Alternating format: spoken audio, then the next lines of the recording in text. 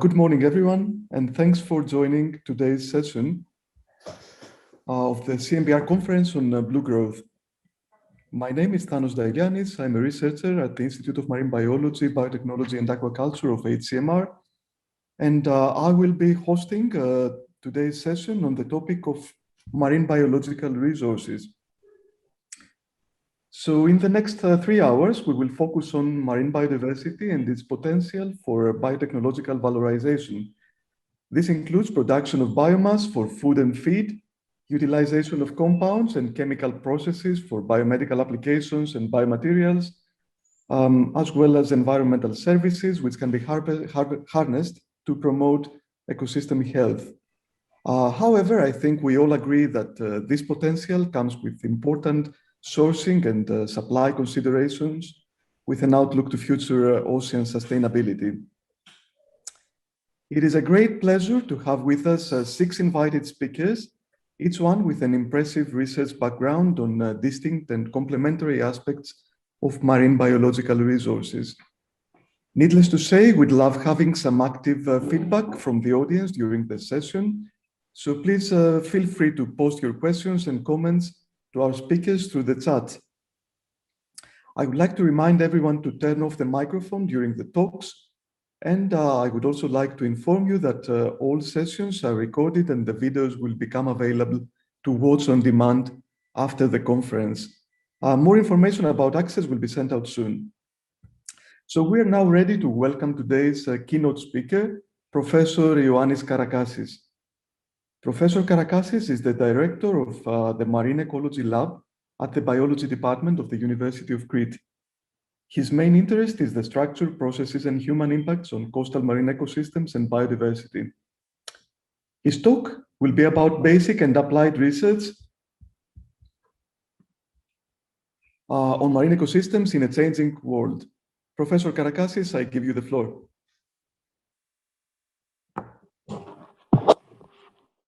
Morning. I would like to thank the organizers for the invitation and the opportunity to discuss with you today. My background is in benthic ecology, but during the past 25 years, I have been working on anthropogenic effects on coastal ecosystems, and particularly with aquaculture environment interactions.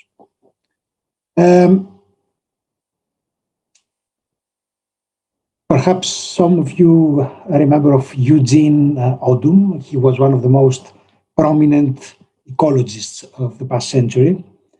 And he considered ecology as the so-called third culture, meaning the discipline that could not only bridge the gap between natural sciences and humanities, but also the discipline that may link science and society.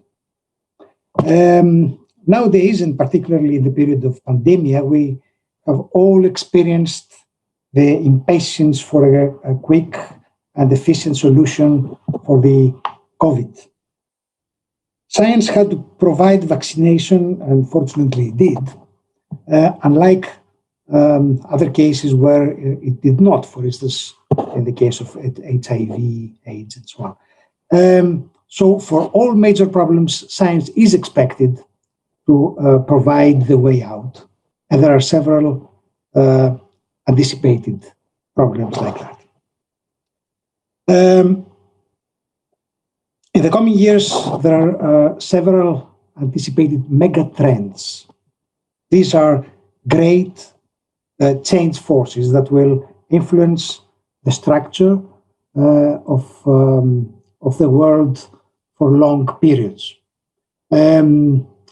Demographics, urbanization, accelerating innovation, power shifts, resource scarcity, climatic change, health risks, economic growth, with its distributional issues as well, pressures on ecosystems, and environmental pollution.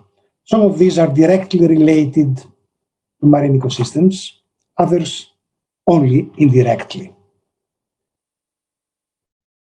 In this century, we expect a further increase in human population before it gets stabilized around 9+ billion persons on Earth. This growth will inevitably increase the production of agriculture to cover food needs and the industry to cover all other needs. All these contribute to changes in CO2, biochemical cycles, POPs, changes in land and coastal use, natural populations harvesting, and increased biological invasions. All this and various combinations of these may be summarized in two major challenges. One is climatic change or global ecological change and loss of biodiversity. Now, and of course, there's the problem of water. Water resources are overexploited. The demand increases, the distribution is unequal among countries, regions, and populations. And a large part, typically 75 to 80% of available resources is used for agriculture and food production. Now, we can think that today we need, in terms of water, 7 liters for 1 apple, 140 liters for 1 cup of coffee, 200 liters for 1 egg, 3.4 tons of liters for water for 1 kilogram of rice, 5 tons for 1 kilogram of cheese, 6.1 for 1 kilogram of lamb, and 15.5 tons for 1 kilogram of beef. So the question is if we can go on like that, and if things are like that, perhaps the main source of animal protein will be the sea, because it is the only ecosystem which does not depend on freshwater supply. However, remember that global fisheries production is stagnant or decreasing during the last or the past 20 years. These are the world excluding China from FAO. And fish decrease in size and trophic level with time, as has been shown with the fishing down the food web by Daniel Pauly. And also, as Daniel Pauly showed here, this is an example of geographic expansion. I mean, this change observed here, which is this slight decrease, is despite the fact that we had already expanded our fishing industry to areas that we have been not fishing before.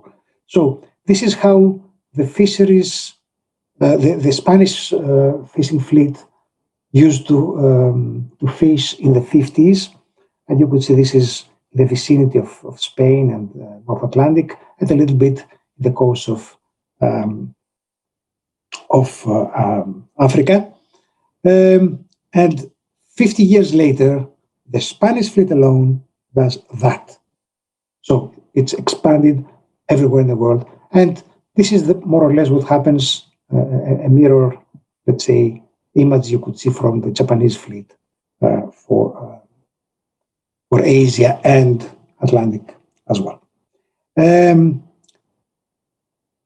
Now, perhaps aquaculture could be a solution. And of course, if we don't overdo it, as in some cases where we can actually walk in a bay without getting your feet into the water. Now, this is a paper we published a few years ago with the title, "Will the Oceans Help Feed Humanity?" You may see on this figure the increase in the production of various systems over half a century. So it's from 1950 to 2000, to the early 1000, decade of the early 2000. The annual production here is in logarithmic scale, of course.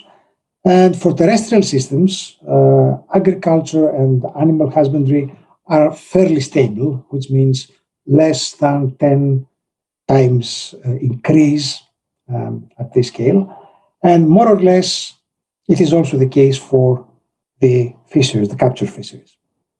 On the other hand, aquaculture increased by 2 orders of magnitude, which means 100 times in half a century. So this is promising. And this is also related to the diversification of mariculture. Although for terrestrial animals and crops, the farm species are more or less the same since ancient times. The goats, cows, camels, etc., are the same ones as in the Bible.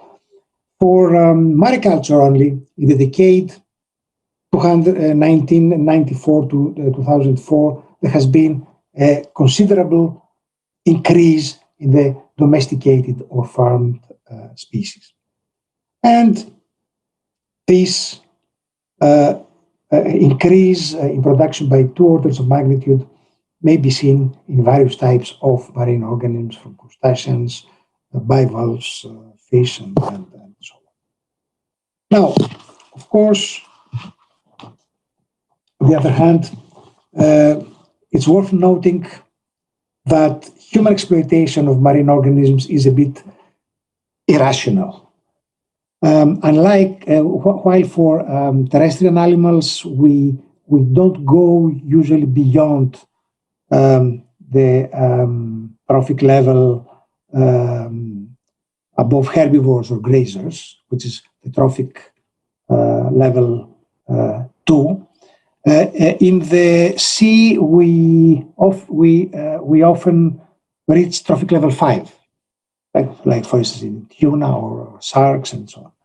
And this is an indication that the future of aquaculture will probably need to be reconsidered, because it's equivalent to eating not only wolves or bears, but also these that would, let's say, eat the eaters of wolves and bears.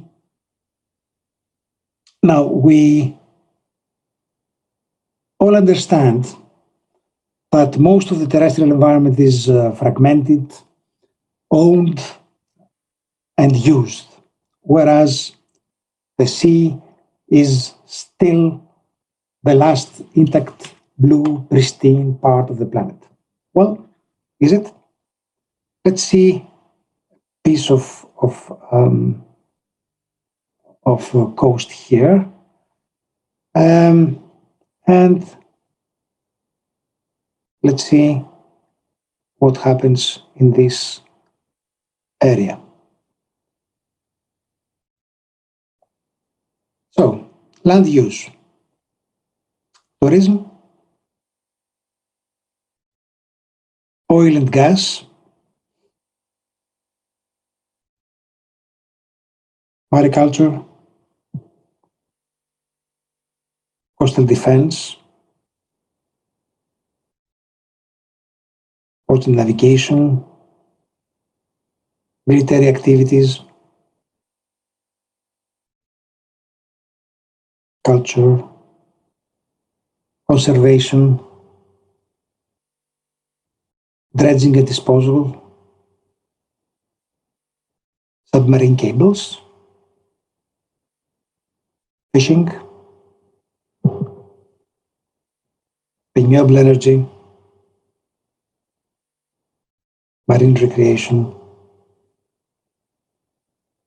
mineral extraction. Now, all these uses are needed by the society.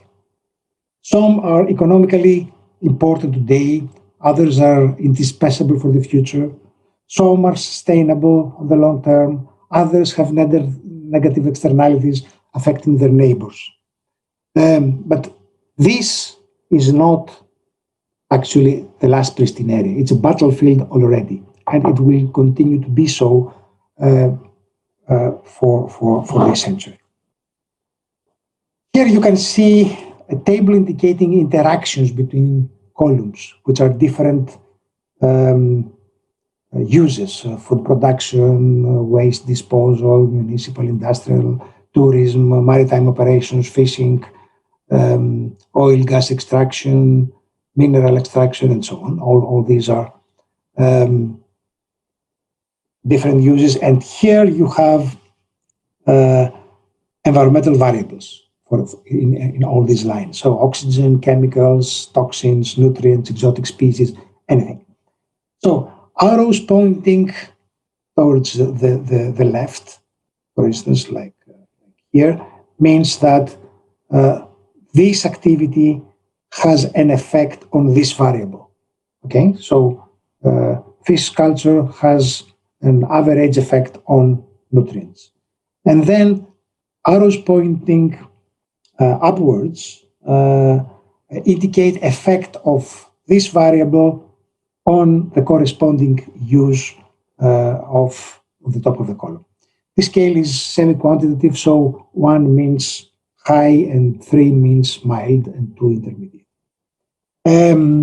Now, by combining and following the effects of and on different uses, we may infer interactions and conflicts based on specific environmental variables. For instance, here you can see that aquaculture, fishing, and tourism are the most vulnerable activities because they are affected by different variables, whereas waste disposal or maritime operations are not affected by environmental quality. They can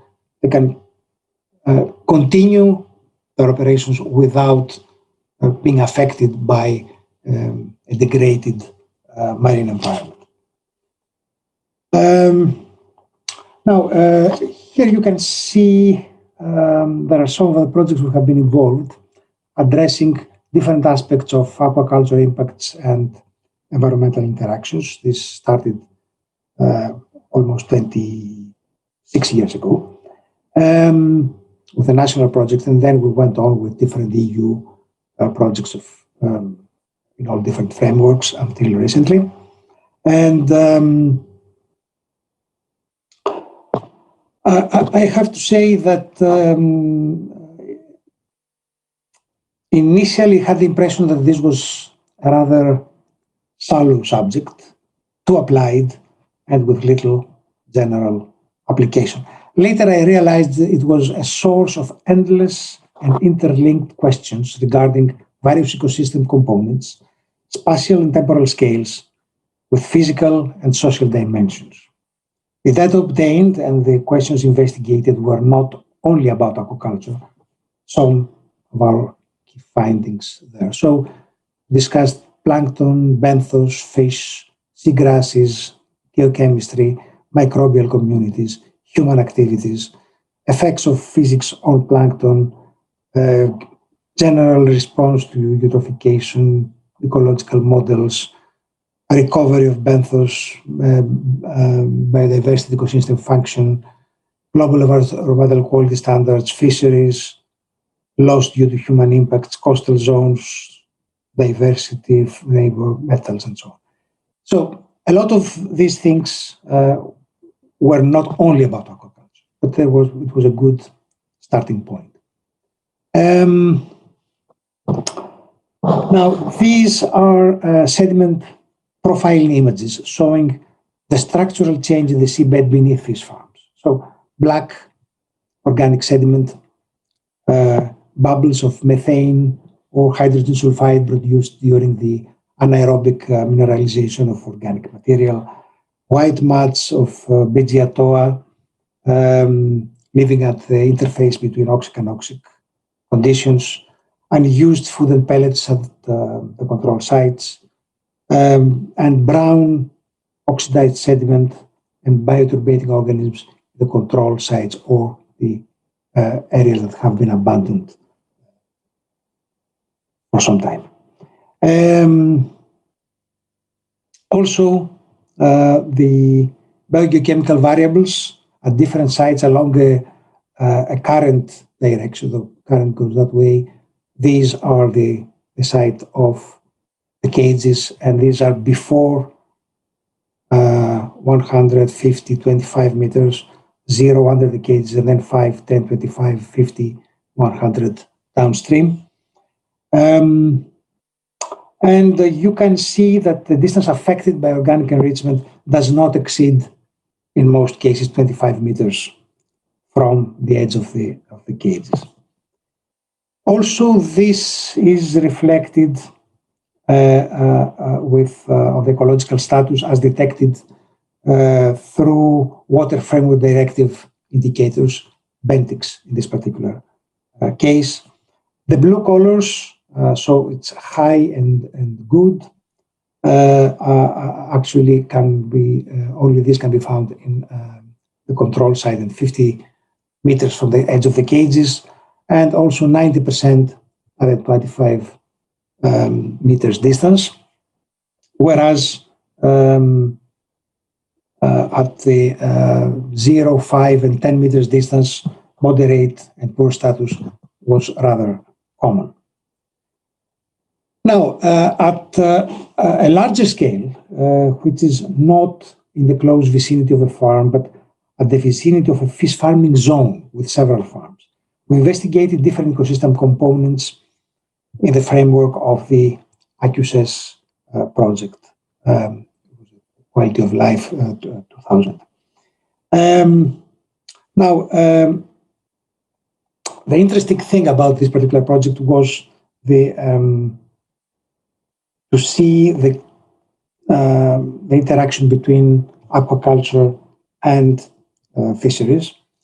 And what was shown that it became evident that aquaculture had a positive effect on fisheries. So a before-after study, a near-far time series analysis of landings in areas with and without aquaculture, and hydroacoustic survey, this actually all gave the same, more or less, answer. There's a big change in fish abundance and biomass documented through all these. And this is a so-called positive externalities case, which is not very common.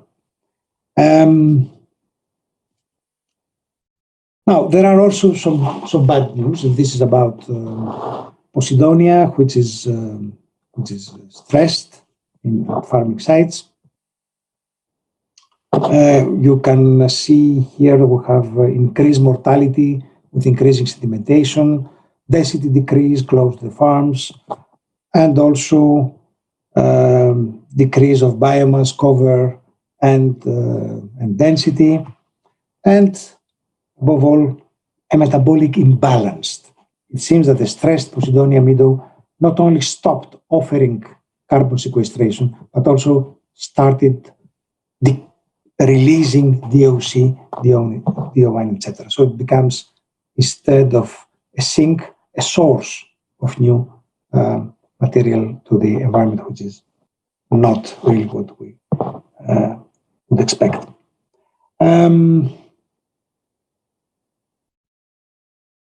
Now, some of these issues have been addressed in a series of Mediterranean initiatives in the framework of GFCM, which is the General Fisheries Commission for the Mediterranean. The interesting thing there was that the Mediterranean is a miniature of the world. So if a plan becomes successful here, it is likely that it may become a good example for other parts of the world also.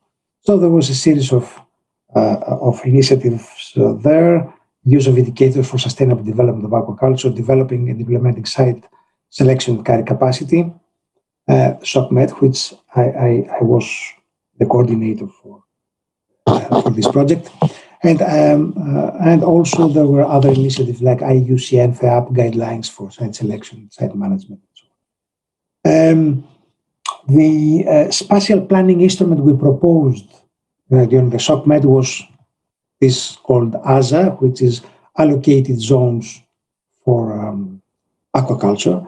So the idea is that we have specific areas which are reserved for aquaculture, or where aquaculture has a priority over other uses of the coastal zone.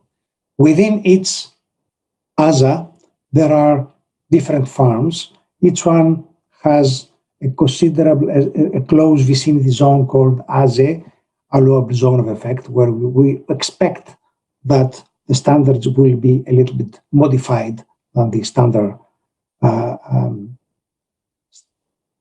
environmental quality standards in the area. And of course, there will be different environmental quality standards and objectives. And of course, in all cases, there should be an environmental monitoring program within the ASE and outside the ASA, where this will be implemented by local authorities. Now, the carrying capacity is a problem. So the use of the term in relation to aquaculture has some positive aspects. It means that people understand that there may be some limits to the growth of an economic activity. But there is also some problems as to what it could be expected. Now, in ecology, carrying capacity has a very precise meaning, as we all know. It is the maximum population size a certain environment can support for an extended period of time for a population of a particular species. This is okay for instance, for mussel farms, because they depend on a particular natural resource, which is phytoplankton, but not for fish farming. The capacity of the system depends less on ecosystem properties and more on the technology used, the amount of allochthonous food supplied, and the effects on the environment, which is externally defined. Therefore, defining a standard carrying capacity for fish farming sites is not straightforward. This is an exercise we did for the Greek Minister for Aquaculture to actually provide the system for calculating, let's say, the carrying capacity, or actually to adapt fish farming production to the environmental characteristics. To do that, we used a Delphi approach exercise and asked 31 scientists from 20 countries with previous working experience in Mediterranean conditions.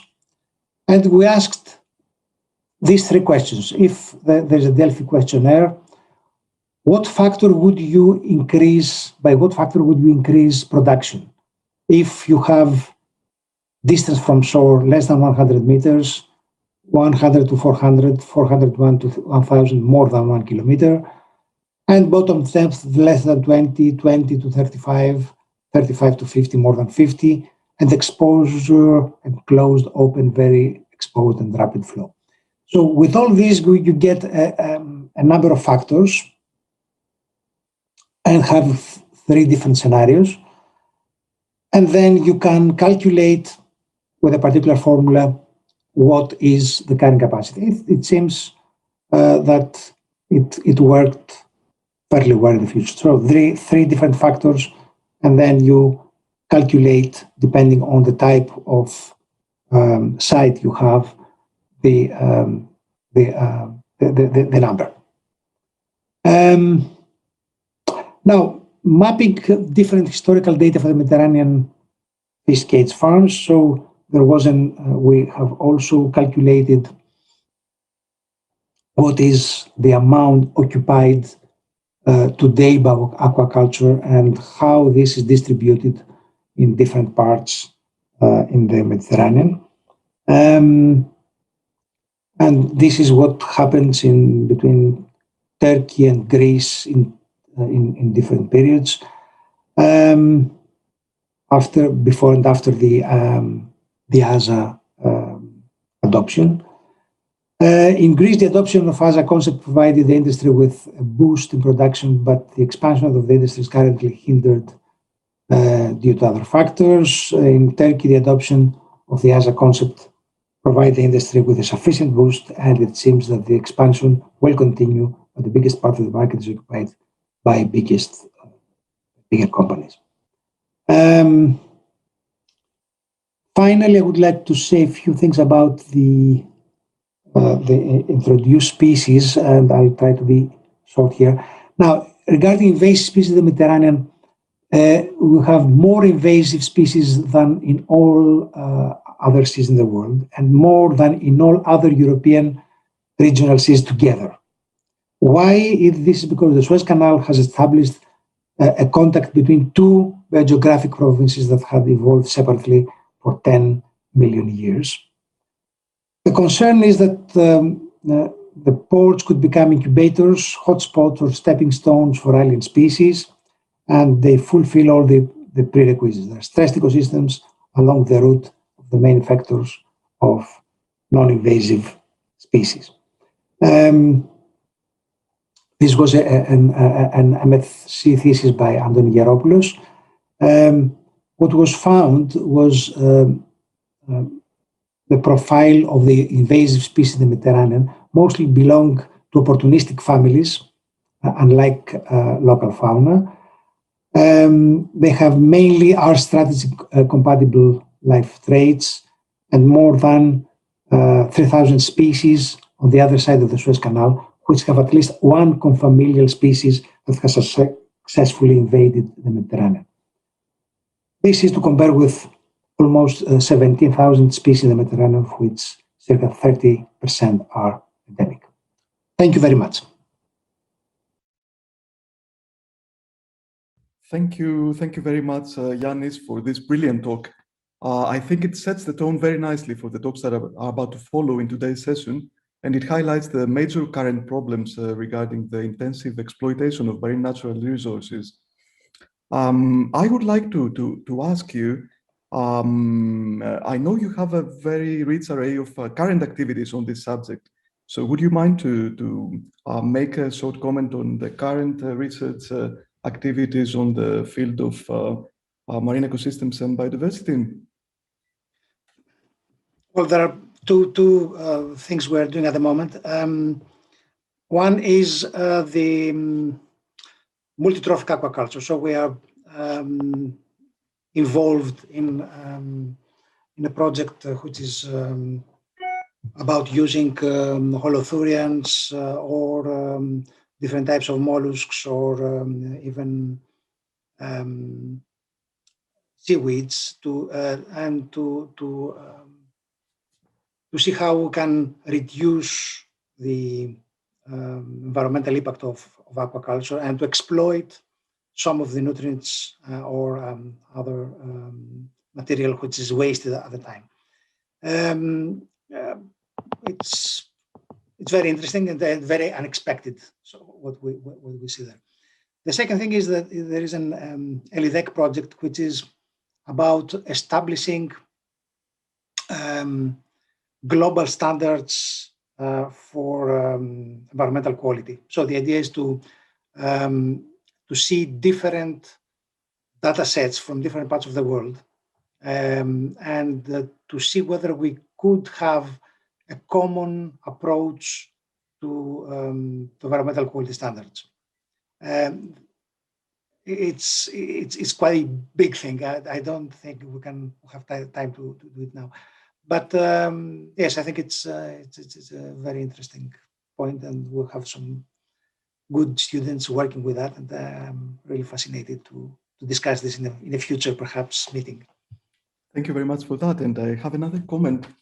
In a recent paper by Duarte and co-authors in 2020, it was stated, it was a review, and it put in front rebuilding marine life as a major goal for the future.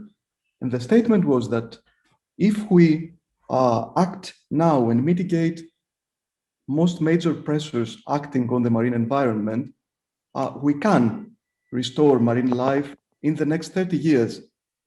So among all the pressures applying to the marine ecosystems, which one do you think is the most important right now, and where do you think research should focus on the next few years? Yes, I remember this paper. I think it was like an antidote to pessimism.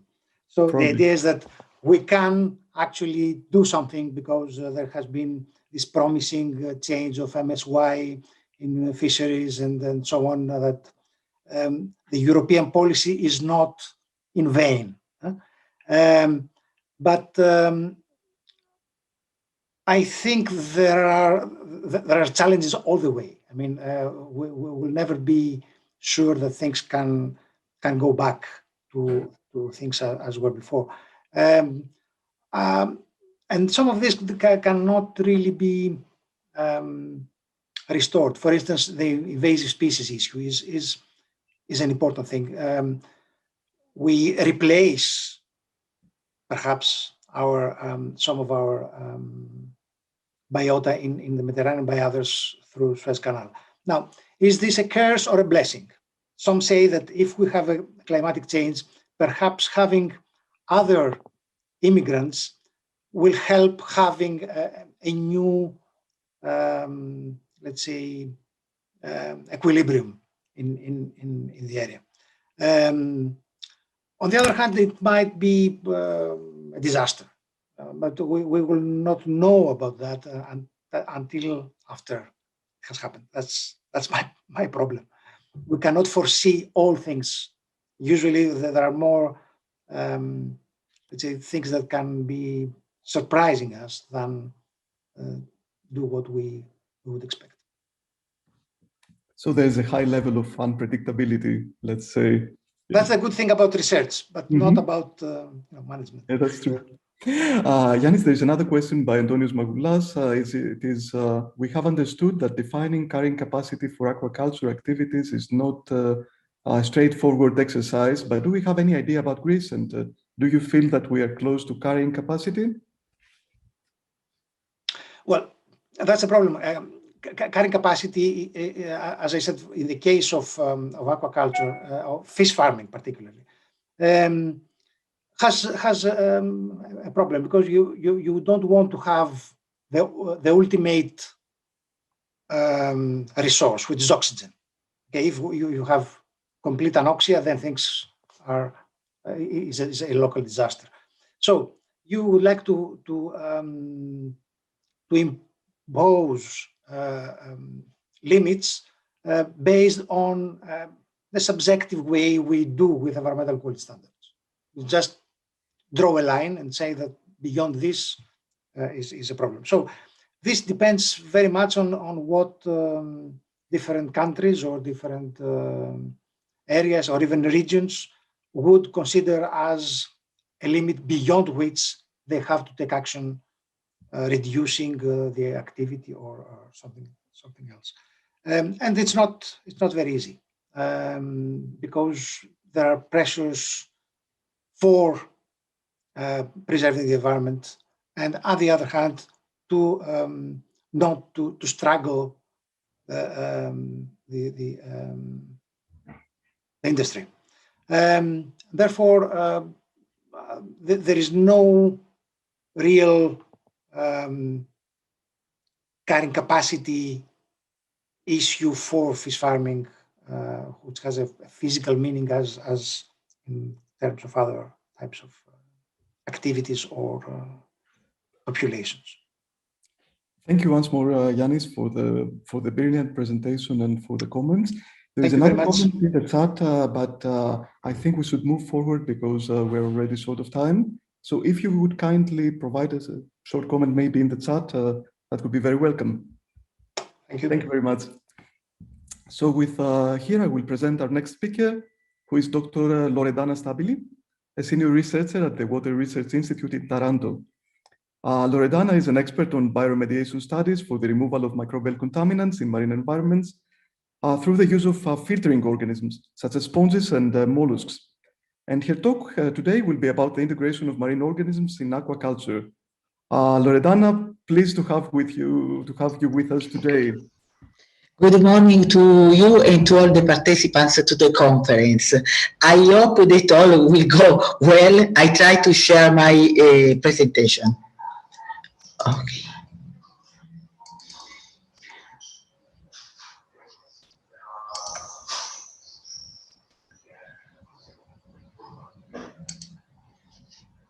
So, I will speak to you about the organisms that we are employing in a project that we are performing at European level.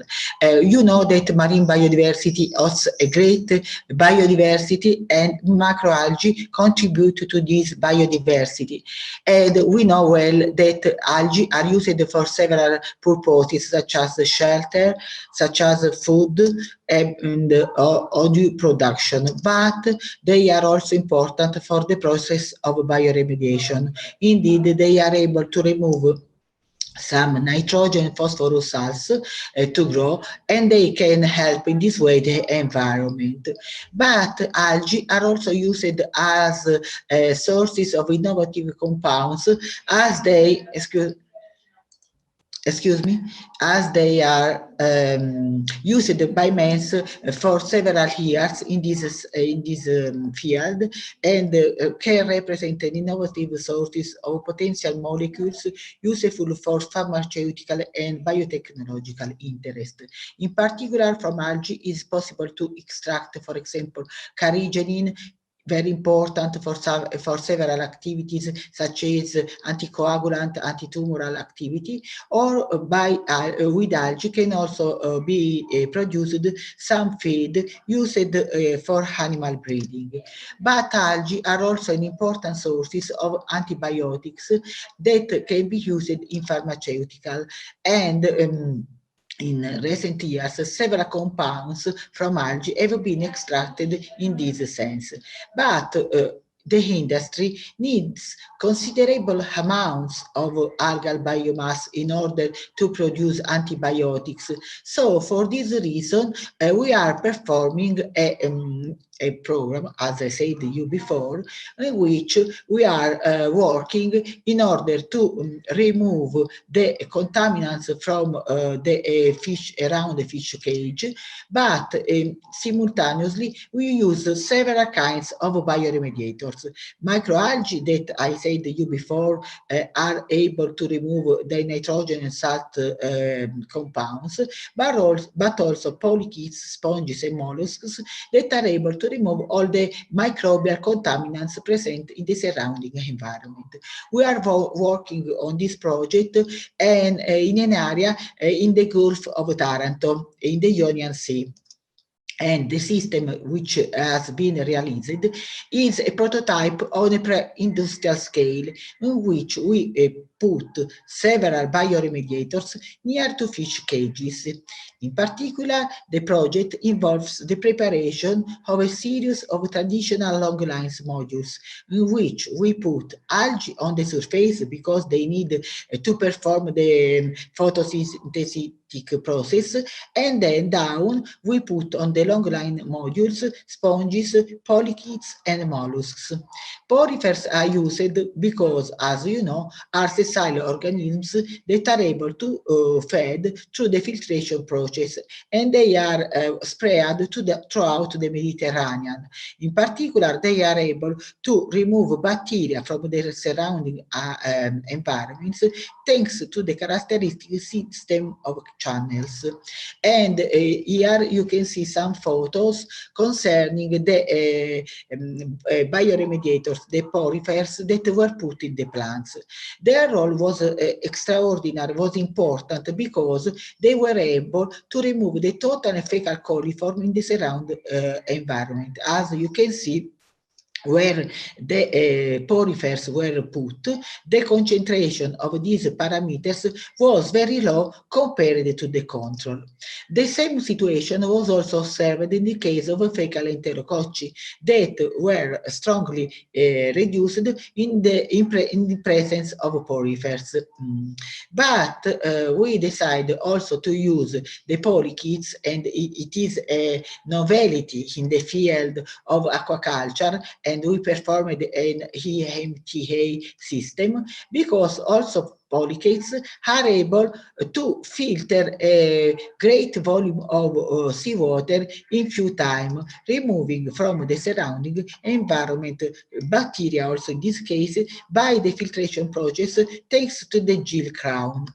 So, for example, here I show you a reduction of the bacterial concentration, in particular the concentration of Vibrio alginolyticus, that we had observed under laboratory condition when we put in the seawater some specimens of Sabella spallanzani, which is the typical polychaetes that we are employing in our project. As you can see, in daytime, the concentration of vibrios strongly reduced in presence of these polychaetes in comparison to the control.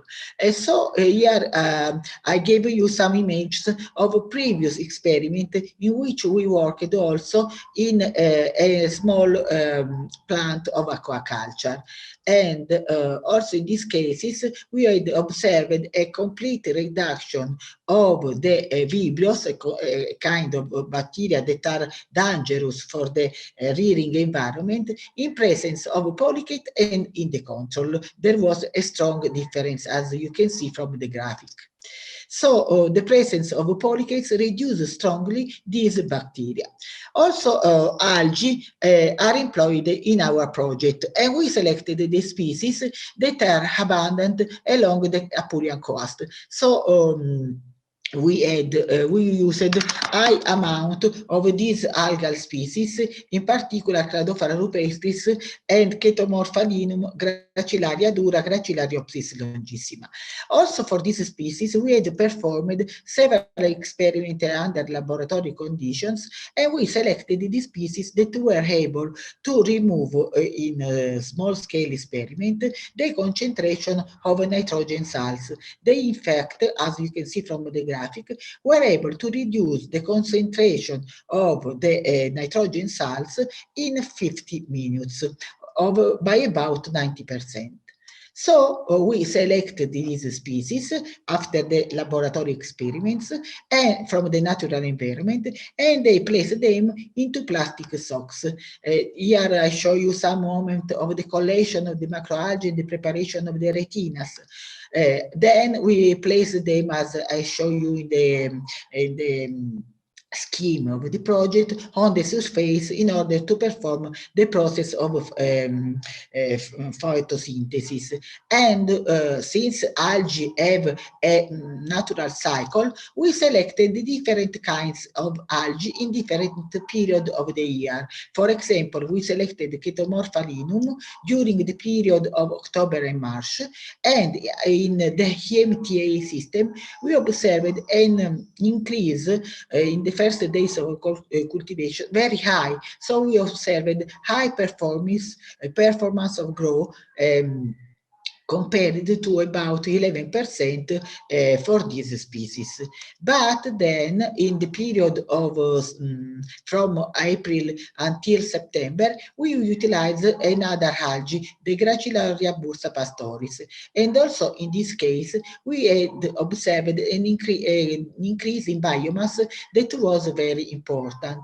Indeed, we recorded the median daily biomass increase of about 4%. So we cultivated these algae, and then we thought to utilize not only algae but also the bioremediators in several processes. So we thought to utilize the biomass obtained in the bioremediation system for several aims, such as the utilize, for example, polychaetes as baits, or utilize them for feed for fish, or in agriculture as a fertilizer, or for the extraction of bioactive compounds.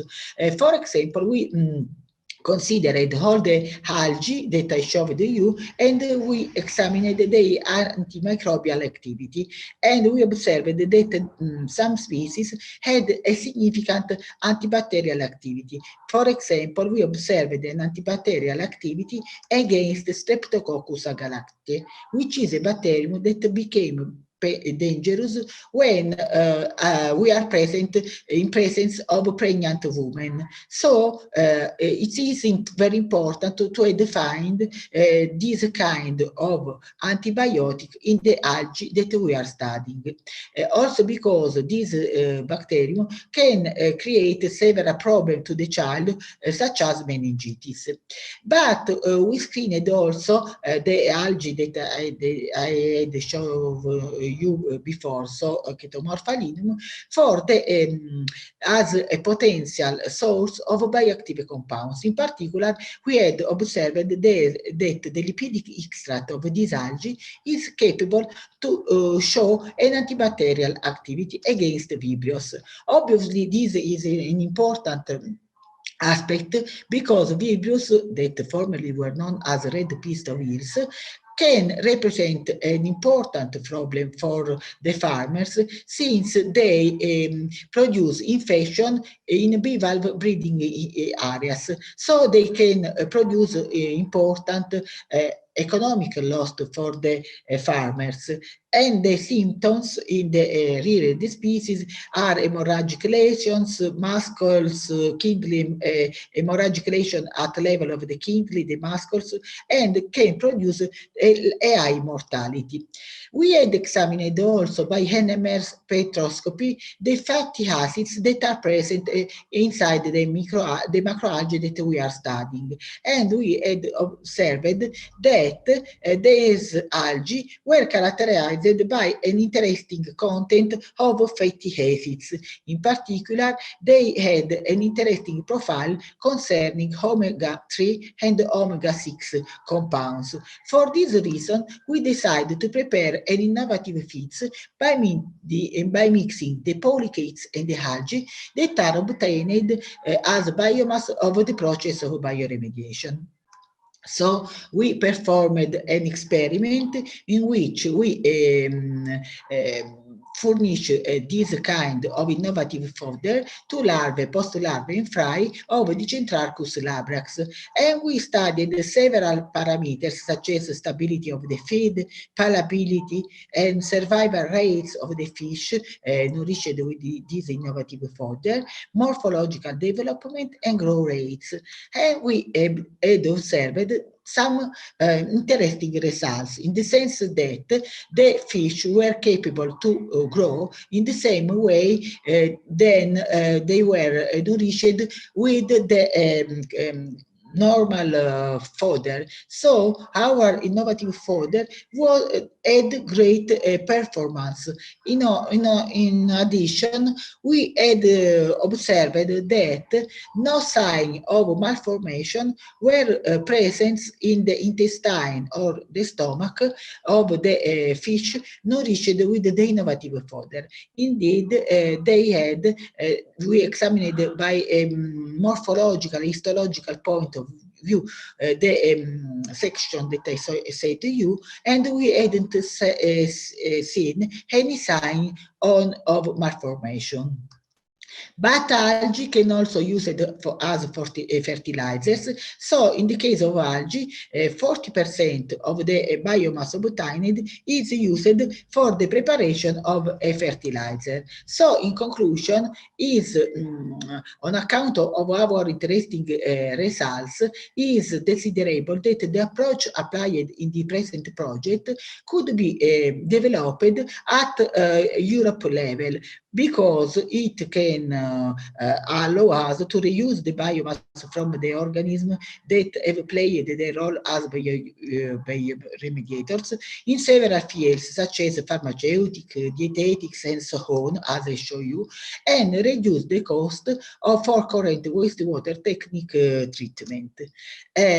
Use of this system do not require any cost of maintenance apart the putting the organism and control them for their safety. Thank you very much for your attention. In the presentation, there is a small film concerning the plant that we had developed in the MTA system. I don't know if the film goes. I will show you just the beginning. I hope it will go on. Loredana, maybe you can also put the link in the chat so everybody can watch Okay, the video. okay. Perhaps it's better in this way in order to avoid to lose time. Yeah, that's the best thing to do, and everybody can watch the video properly. Okay. Thank you, Loredana. This was a very impressive presentation, and I particularly enjoyed the implications to circular economy with using the cultivated organisms in other industries of the blue bioeconomy. So there is a question by Manolis Mandalakis. This is besides the capacity. Excuse me. Excuse me. Yeah. This is the place where we work.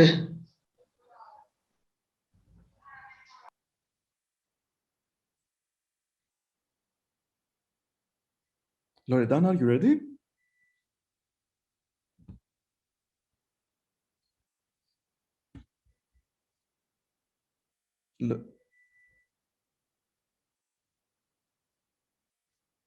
Loredana, we can't hear you.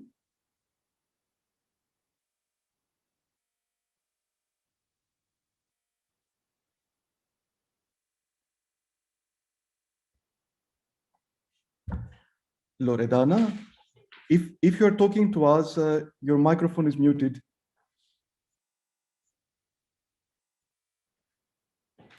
Excuse me, now it's good? Okay. So there is one question from Manolis Mandalakis. Yes. Besides the capability to remove particulate substrates, such as bacteria, are filter feeders also able to remove chemical compounds from the dissolved phase? Oh, it is an important question in the sense that we are, I hadn't any time to show you all the project, but we are trying to understand if also the contaminants are removed from the environment. For this reason, we are performing several chemical analyses, such as the control of heavy metals, but also PCB and other organic pollutants that can be found in the environment. But we had seen, for example, that polychaetes are able to remove some heavy metals and they are able to concentrate them inside their crown. So, for example, we thought that if we had to use polychaetes for nourishment of fish, we were able to put away the crown, because inside the crown we had seen the accumulation of arsenic in high concentration, but it was a good result in the sense that they removed them from the surrounding environment. Many thanks, Loredana. There is another question in the chat, but we should be moving forward because we're already a bit late. So if you could kindly answer that question in the chat, that would be very welcome. Okay, thank you very much. Bye. Thanks again for joining us. Thank you to you for all. Thanks, Loredana. So I would like to introduce our next speaker, Professor Giovanna Cristina Varese from the University of Torino. Professor. Hi, Giovanna. Professor Varese is the scientific head of Mycotheca Universitatis Taurinensis, which is an important biobank focusing on marine fungi. Her presentation will be about the ecological roles and biotechnological potential of marine fungi. And Professor Varese, thank you for joining in. Hi everybody, in this presentation I will try to highlight the ecological roles and biotechnological potential of marine fungi. If we think about fungi, we immediately imagine the wonderful organism we often meet walking in the woods. Rarely, this type of mushrooms can also be found underwater. However, we have to keep in mind that most fungi are entirely microscopic, always beautiful, but visible only under the microscope. Fungi play dominant roles in ecosystem environment. As saprotroph, they are pivotal in nutrient cycling and also in bioremediation. As symbiont of plant, algae, and animals, they provide fundamental ecosystem services. However, they are also terrific killers, able to act as pathogens of plant, of other fungi or animals, and are involved in biodeterioration of food, feed, and manufactured goods. These terrestrial fungi have been already harnessed for the exploitation of their enzyme and other secondary metabolites in different biotechnological fields. Much less is known about the occurrence, function, and potential of marine fungi. Fungi are ubiquitous in marine environment as they are on land, and they play the same or similar roles in marine ecosystem. Fungi have been found in any marine habitat where they have been searched for, from hydrothermal vents and deep sea sediment to Arctic ice, surface water, salt marshes, and sandy beaches. They can be found as free organisms, the so-called mycoplankton, or associated with organic or inorganic substrates, the mycobenthos. Indeed, marine fungi encompass a wide range of lifestyles. They can behave as symbionts or parasites. They can be selectively associated as endophytes or epiphytes to different marine macroorganisms, and of course are able to grow as saprotroph on different kinds of necromasses. Mycoplankton communities are a diverse and ubiquitous component of marine environments with strong roles in ocean biogeochemical cycling. Their abundance, structures, and function are strongly linked with environmental factors and primary production. Data shown in the graph suggest strong horizontal and vertical spatial patterns of their abundance and diversity. More in detail, mycoplankton encompasses filamentous free-living fungi and yeast that are associated with planktonic particles or phytoplankton, and that can behave as saprotroph or pathogens. These fungi play a significant role in heterotrophic mineralization and nutrient cycling.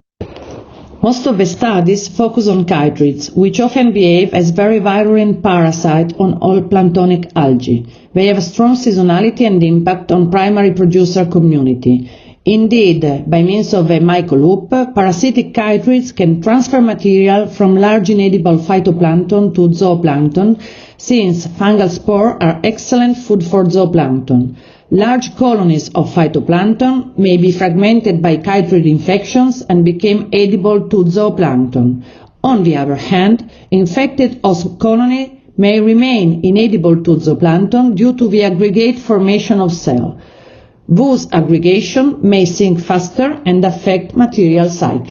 Many chytrids also behave as saprotroph and play important roles in aquatic food webs by decomposing inedible organic materials and becoming food for the zooplankton. Fungi are a dominant fraction of marine snow particles, removing the sequestrated carbon from surface water and transferring it to the deep ocean, changing hence the current view that bacteria and archaea are the principal contributor of heterotrophic microbial biomass in the surface ocean. In addition to natural carbon cycles, fungi appear to play fundamental roles in cycling anthropogenic source of carbon as oil and microplastics. Here is shown how, after a deep water horizon oil spill, fungi increase dramatically in marine sediments around the site. Indeed, in oil-polluted sediment, fungi are likely primary degraders of high molecular weight hydrocarbons and work synergically with bacteria. Recent papers already showed how fungi are among the most important colonizers of the plastisphere and how several fungal strains already highlighted strong degradative capabilities towards different kinds of plastic. Fungal activity is not limited to a water column and may even be more prominent in ocean sediments. rRNA-based assessments show that fungi can dominate within these ecosystems, particularly in sediments containing high proportion of organic carbon. Metatranscriptomes show how fungi are involved in nutrient cycling and cross-feeding with other microbial communities, and show how anaerobic fungi feed with hydrogen and other molecules prokaryotic communities in anoxic environments. Fungi are also key components of the microbiota of all marine macroorganisms, where they display different lifestyles. Since the host-fungi interactions are affected by both biotic and abiotic parameters, the final result of this intimate association can change accordingly. Fungi, mainly trichomycetes, live in symbiosis with many marine animals. The presence of fungi in gut or reproductive tracts of arthropods can increase the fitness of animals, improving the nutrition by releasing vitamins and improving the degradation of complex polymers. Approximately 700 lichens are known in marine environment. They often grow on rocks in the intertidal zones, but some can live perpetually immersed, and they are very useful in supporting the growth of small mollusks. Many fungi act as mycophycobionts. Their hyphae grow between the host, cortex and medulla, forming a network of filamentous mucilage that protect the alga from drying out during low tide. Some fungi produce also pigment that can block UV rays. Seaweeds host a wide variety of endophytic fungi that have been identified as a potential source of bioactive molecules and enzymes. Fungal endophytes produce a plethora of metabolites that usually increase the fitness of the host and could represent a line of defense against colonizers and predators. Since any seaweed has its own microbiota, it must be able to recruit and select fungi from the surrounding environments. However, many fungi have also been signaled as seaweeds pathogen. Some seem to be very specific, others seem to be widespread. Fungi, mainly belonging to oomycetes and microsporidia, are probably the most important parasites of marine animals and often affect fishes, crustaceans, shellfishes and corals. Fungal diseases are economically important in aquaculture and are for sure ecologically important as in the coral diseases. We are now conscious that fungi are ubiquitous in marine environments. They are no longer considered as contaminants of terrestrial origin, but as organisms with specific adaptations that play important roles in marine ecosystems and in marine food webs, and also in blue biotechnology. Marine fungi still represent a largely untapped source of novel bioactive compounds and metabolic pathways that could be exploited for new biotechnological applications. They indeed produce hundreds of secondary metabolites like extremozyme, very useful in industrial processes that require extreme conditions of pressure, temperature, pH and salinity. They also produce a large number of new metabolites that can be valorized in pharmaceutical, cosmeceutical, nutraceutical and environmental sectors. Thank you to fungal culture collections as Mycotheca Universitatis Taurinensis, we can now preserve and study marine fungi, making them available to academic and industrial communities. They can be exploited in a sustainable way in services as ecosystem management and bioremediation and in providing many products for societal needs. Thank you for the attention and bye. Hi everybody. Many thanks, Professor Varese. I think this was a very nice presentation, which highlighted a very important organism group in marine biotechnology in the next few years, fungi. We don't often have the chance to hear about them. I would have a comment on your presentation, finding that fungi have been somewhat neglected as symbionts to marine organisms until lately. Although in the past few years, we see more and more studies coming out targeting fungal symbionts or including fungi within microbiome assessments.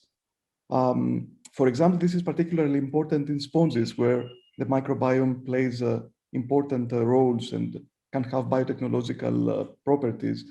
So do you think we are still in the beginning of the discovery of fungal symbionts associated with marine organisms? Yeah, I think yes. Indeed, the number of species of fungal species that has been identified is, let me say, about 5% of what is expected to be in marine environments. And anytime one mycologist analyzes some marine substrate, immediately new species are discovered. These are new lineage which has no counterpart in the terrestrial environments.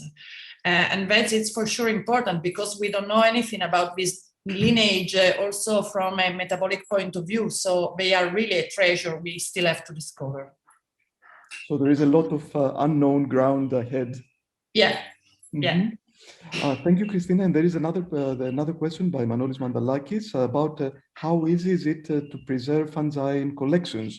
Is cryopreservation enough? For real marine fungi, which really needs high salt concentration, is not always so easy. Also, the cryopreservation. So there are some fastidious fungi to preserve. We are trying to standardize this kind of preservation. And I have to say that sometimes, since we are not on the sea, the use of sea salt, artificial sea salt, is not really the same of using seawater, real seawater, for example, in the production of spores and in the reproduction of fungi. So it's something we have to take into consideration.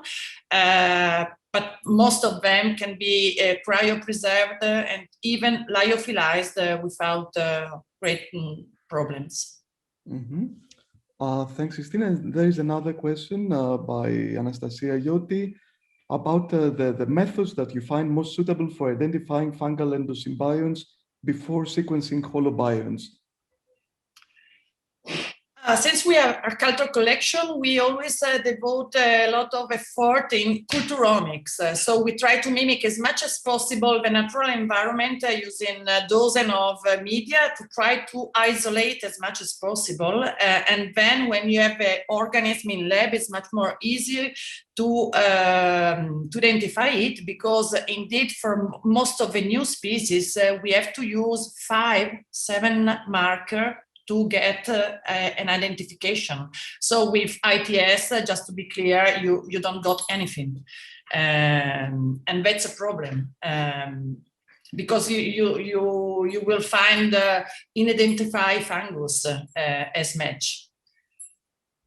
So this is really important, an important message. We have to rely on molecular tools, but we also have to force a culturomic approach. Many thanks, Cristina. Normally we should have the break, but I think we can maybe we can continue with our discussion for the next 2 minutes. And anybody who wishes, they can stretch their legs in the meantime. So I would like to address another question by Joana Xavier. Is it possible to screen sponge samples stored in ethanol for several years for fungi? And does DNA remain in good condition? I really don't know if there is still something alive. I really don't know. We isolated hundreds of fungi from different kinds of sponges, but as always, fresh material it's for sure the best condition. We can try. I don't know. Yes, trying is also always helpful. Yeah. Many thanks, Cristina. And maybe we can move on with the break for just a couple of minutes, and then we'll be back exactly at 11:15 for the next presentation. Okay. Thanks again.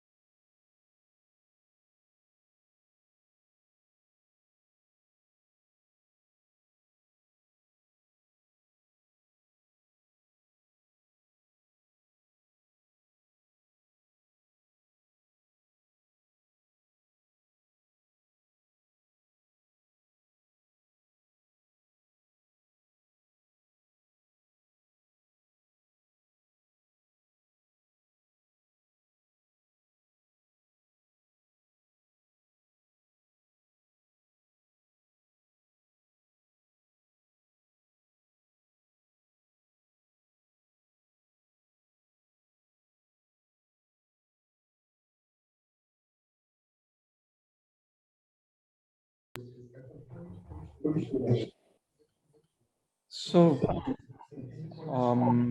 I think we're ready to begin to continue our session. Welcome back, everybody, after the short break.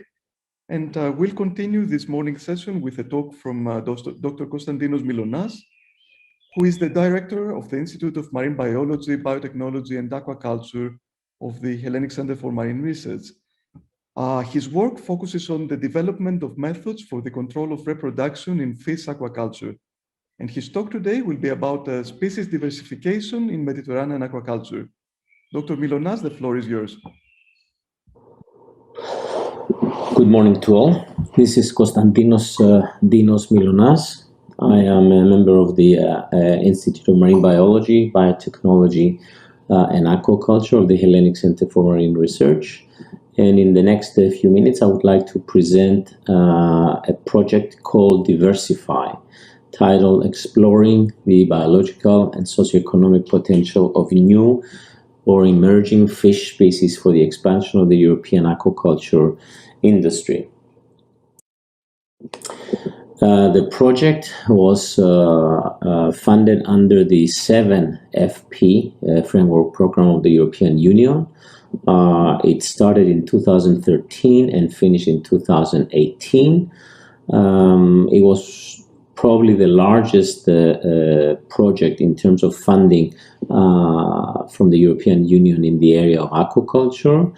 It consisted of 37 partners at any time. We had more partners, some left, some entered, distributed throughout the European continent, both in the south of Europe, northern of Europe, and as well as internal waters.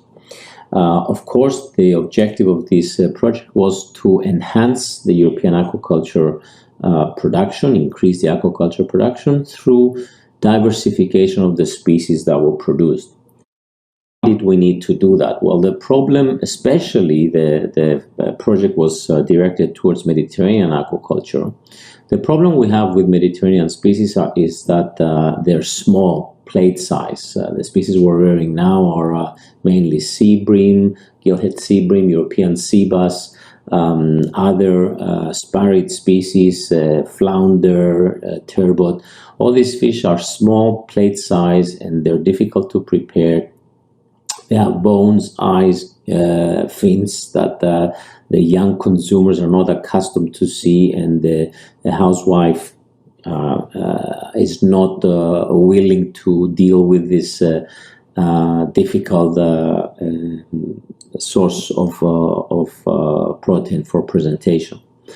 Through many consumer studies, we know that consumers prefer fillets, steaks, ready to cook, even ready to eat meals. And these species that we're growing now are not easy to convert to this type of products. Of course, we can grow them a bit larger, but this is the ability of growing them larger is limited, and of course it's inefficient because we have to keep these fish for 3-4 years, which increases their cost and risk, and they're not very large fish, so they're not conducive to this kind of product.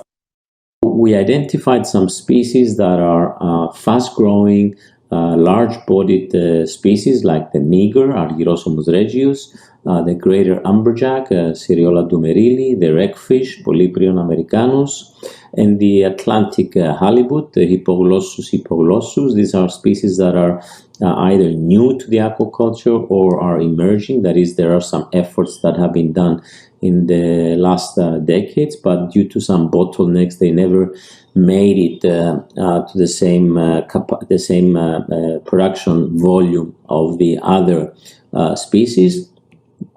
We also identified 2 species, one for freshwater recirculating aquaculture production, such as the pike perch, as well as the gray mullet, which is a species that has been cultivated extensively for many centuries, not just years. And this is an omnivorous fish, so it is more sustainable in the sense that it doesn't require expensive fish meal sources and fish oil in its diet. It can be produced in with less expensive diets, and it also produces a very expensive, high-valued product, which is Botarga, the egg raw. So these are the 6 species that we identified, and we worked in different aspects of their biology. And of working with these species, we have acquired important knowledge for the different rearing methods that are required: larval rearing, broodstock management, cage production, so on, for all these species. We have developed new products and evaluated them with consumer studies and also in supermarket trials. We have done extensive consumer research in major EU markets to see what the consumer likes and what are the things that a consumer may be looking for in its intention to try different new species that is not familiar with. And we have developed business models for these selected species. An active website, which is still operating, that includes a lot of information and all the scientific articles that we have produced. We have produced so far 85 scientific articles in ISI indexed journals. And we have also produced more popularized article magazine published by the European Aquaculture Society with a lot of different articles on production aspects of these 6 species. The latest one we produced was a review on the reproduction of greater amberjack and other members of the family Carangidae, which is one of the most important species that we had for this project. And in closing, I would like to present this little promotional video that we prepared that will give you a lot more information on the project. So enjoy the listening. European aquaculture is looking behind the demand for aquatic products. It supplies hardly 10% of the total EU seafood consumption. Diversify wants to change that. Diversify is an EU-funded project including 37 partners distributed all over Europe.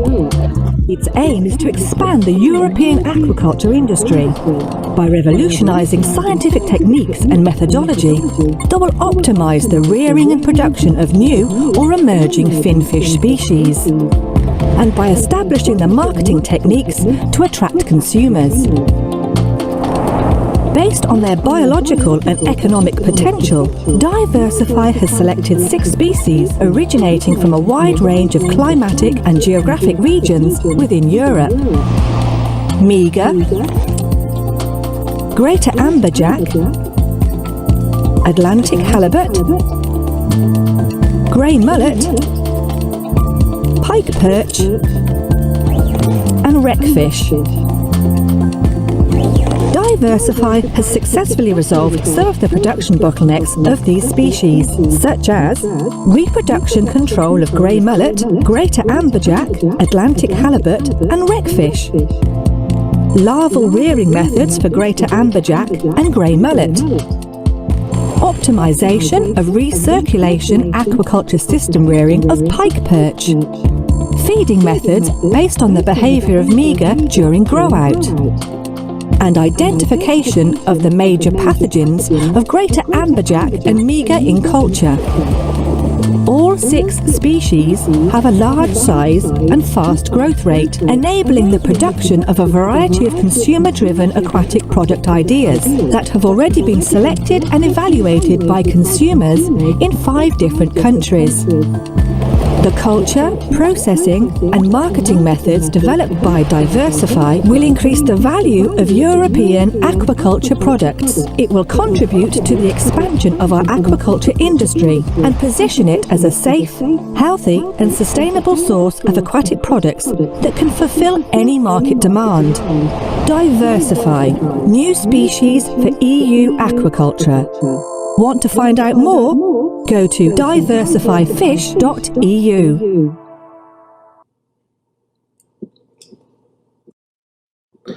So this concludes my presentation. Just a few words about the continuation of this project. Obviously, we continued targeting some of the species. The major species that we as Hellenic Center for Marine Research are focusing is the greater amberjack.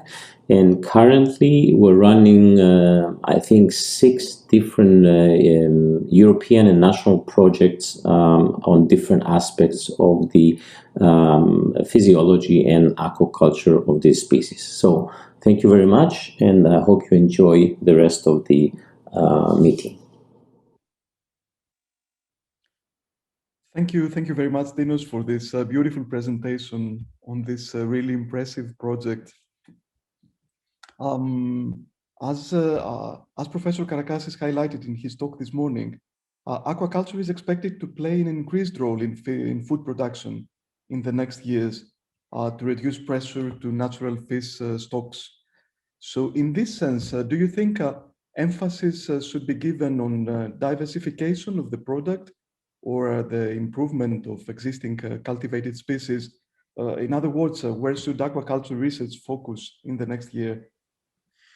Well, thank you very much, Thanos, and congratulations to all the people organizing this very nice meeting.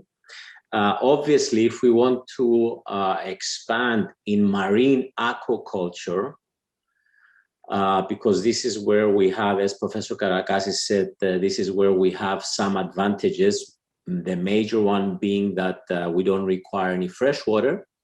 If we want to continue increasing in marine aquaculture, then we have to find new sources of feed ingredients.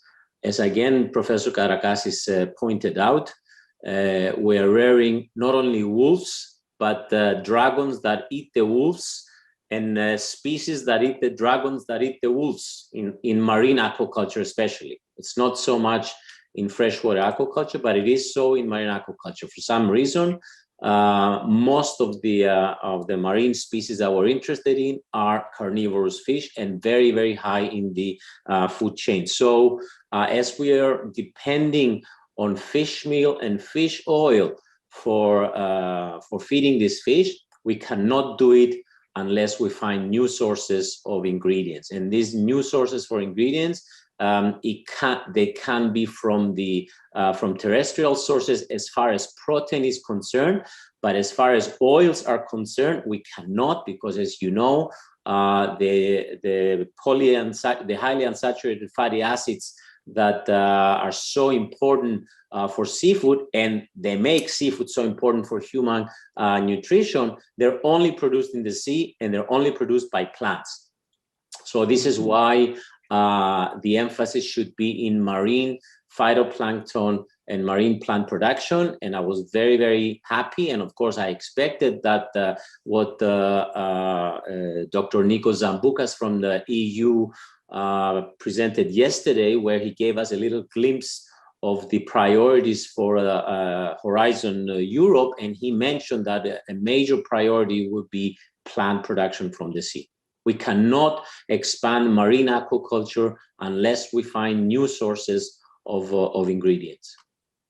So we can say this is a challenge for the future sustainability of aquaculture, let's say. It is. It's not space. It's not availability of space. It's not reproductive technology. It's not physiology. Of course, all this will improve. Breeding selection will, of course, improve in terms of reducing the required amount of feed that is necessary for producing a kilogram of flesh. It will help in making the fish more able to utilize terrestrial sources of ingredients. But at the end, even if we can manage with breeding selection to produce a fish that will not require any fish meal, we will not produce fish that have highly unsaturated fatty acids. So we'll be producing a different product. So if we want to produce the product that we so value, we have to find sources of omega-3 production, either with transgenics. There are some efforts at producing omega-3, making transgenic plants that will produce omega-3 oils. It's been done in the US, or really enhancing our technology for marine algal production so that we can harvest these oils for fish feed, along with cosmetics, pharmaceutics, and other very, very important products that they produce. Thank you very much. And there is a question by Cristina Varese in the chat. It's what about faunal biomasses, which are very rich of PUFA? And can fungal, sorry. Yeah. Well, Cristina, if you can produce them in large quantities, you have a customer throughout the world. It's not an issue of whether we like them. It's an issue of cost benefit. I mean, we know that marine algae contain the necessary quality, but it's not yet cost effective to produce them for fish feeds. Okay, because it will make the fish cost a lot of money. So we have to make the method more efficient for producing a biomass of this. So if we can do it with fungus, of course we will do it. This is a requirement. That's right. Many thanks, Dinos, for being with us today. Welcome. And I will move forward to our next speaker, which will be Dr. Katerina Kousoulaki, a senior researcher at Nofima in Norway. Dr. Kousoulaki has been developing new raw materials for finfish diets in aquaculture, so this presentation probably fits very well with the comments Dr. Mylonas made in the last presentation. And her talk today will be about alternative feeds within the concept of sustainable aquaculture. Dr. Kousoulaki, thanks for joining us. Hello everybody. I will talk in this presentation about trends in aquaculture sustainability with focus on feed raw materials. My name is Katerina Kousoulaki and I work as a researcher at Nofima, the Food Research Institute in Norway.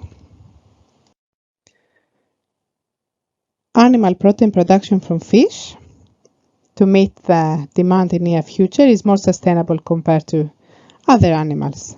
But still, there are views that the future food sector should be plant-based, and aquaculture may have to fight for a place in this picture.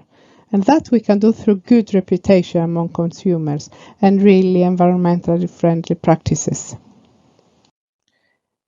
More dietary fish meal and fish oil does not offer many opportunities to address public opinion. However, there are real opportunities, and they're already exploited to some degree in using fisheries byproducts, or fisheries side streams and aquaculture side stream biomass, but I will not go into this big subject today. In the long term, there may even come new opportunities in exploiting mesopelagic biomass of 10 to 100 times higher volumes as compared to the fish meal harvested today. Overseas soya and maize are probably also not to rely on in terms of sustainability and consumer preference.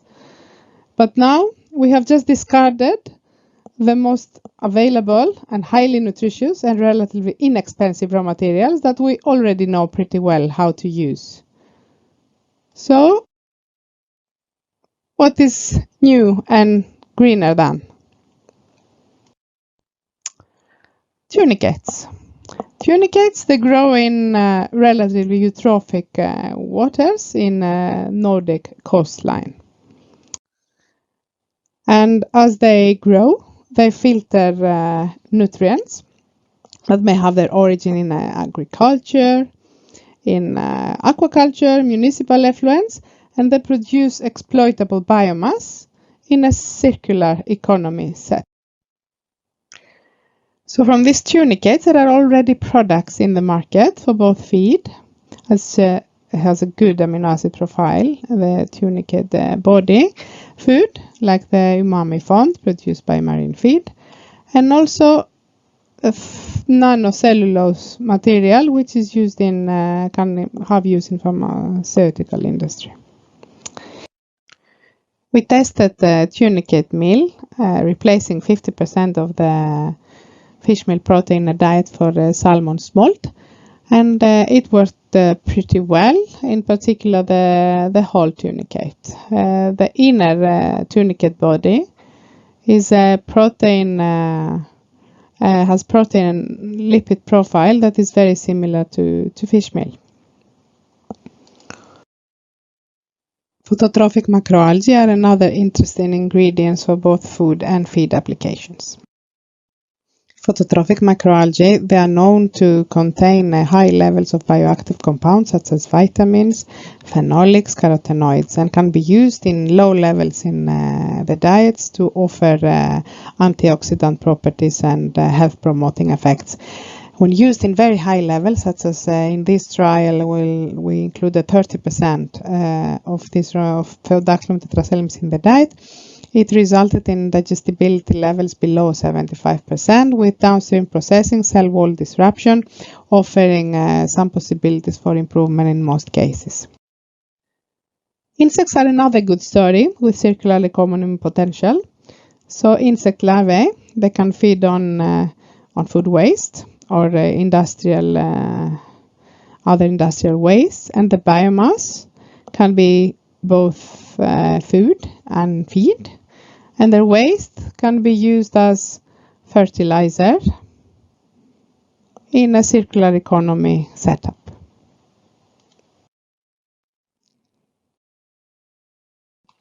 So economy comes with scale, and InnovaFeed, so it's an insect meal producer, has collocated their factories in France with food industry like Nestlé, for example, to directly use the side stream, and they are also on the way to build even higher production capacity in the USA.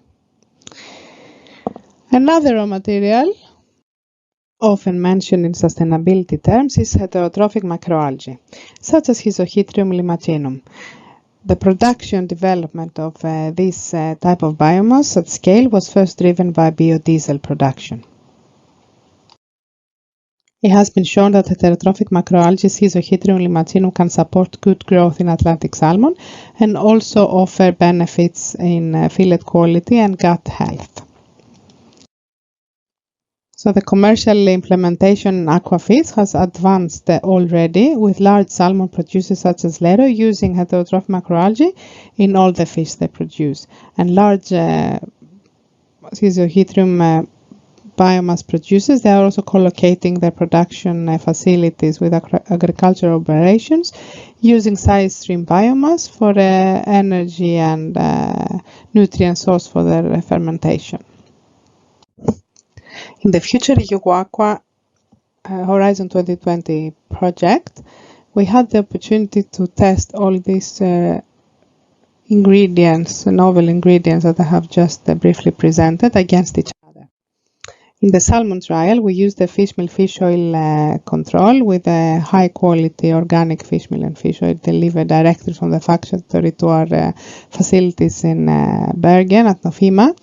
And we created 4 test diets, each one containing high levels of tunicate, either tunicate insect phototrophic or heterotrophic macroalgae in replacement of both fish meal and fish oil, and the diets were balanced for protein, lipids, and omega-3 fatty acids.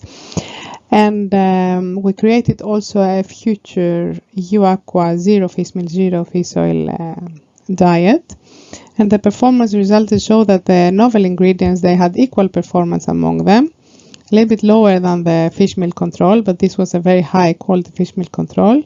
And the growth results were very high, both for the test ingredients alone and combined, though the performance of this treatment was a little bit lower than the others. The feed conversion ratio of most ingredients, with the exception of tunicate meal, which contained high levels of ash and salt and resulted in higher FCR, were very well digested by the fish and resulted in low feed conversion ratio equal to that of the control diet. In bream, the results were even more interesting than in salmon, I may say, as the zero fish meal and fish oil diet performed as well, if not better, as a fish meal control. The insect meal-based diet performed a little bit less, and the tunicate-based diet even lower. But when it comes to feed conversion ratio, then the insects and fish meal, fish oil free and control, they had equally and quite low feed conversion ratio, a quite good feed conversion ratio, also the tunicate meal based diet, but again, probably due to the high salt content, the FCR was higher in this treatment. For sea bass, we made 10 feed formulations with different inclusion levels of trimmings based fish meal, whole fish meal, and single cell protein plus heterotrophic macroalgae diets. So the diets contain from graded levels of the three raw materials having the same sum in all the cases. And we saw that the performance of sea bass was better with higher inclusion of fish meal, but it was actually improved by a certain level of inclusion of these raw materials to the expense of the fish meal. And the challenges in using new ingredients are, of course, that they do not have the same proximal composition. And these raw materials that we have been testing recently, they all have lower levels of protein as compared to fish meal. They can be as rich as fish meal in terms of lipids, and some can, like a heterotrophic macroalgae, they can contain much higher levels of lipids. And also another challenge in formulating diets based on new ingredients are the essential amino acid profile, which is in this case is also lower as compared to the different fish meals that we have used. And last, I will introduce another candidate in the sustainable raw material palette, and that is the polychaete worms. This one is Nereis virens. Polychaetes, they also feed on waste in a circular economy manner. So you see that under the sea cages, they can grow a carpet of polychaete biomass fed on waste and rest feed, or they can also feed on whale carcasses. So in the project funded by the Research Council of Norway called Polychaete, we tested these worms as ingredients in salmon feed, replacing fish meal. And the results were also very interesting during the trial, where we tested a control feed with about 20% fish meal, replacing 7.5% or 15% of that of the diet with polychaete meal, and to the expense of fish meal. During the trial, we saw reduced feed intake with at higher levels of polychaete inclusion, but the final weight and growth of the fish was very similar, with no significant difference. And where the significant difference appeared were the feed conversion ratio, where we saw that with the more the polychaete meal introduced in the diet for salmon, the lower the feed conversion ratio result was, which means that this raw material, it is probably even more digestible than fish meal in Atlantic salmon. And I have a picture of another potential ingredient that can be valorized in aquafeeds. Only macroalgae, like this Acarina latissima, they have even low levels of protein and require different processes and technologies developed in order to be used. I hope you enjoyed this presentation. Thank you very much.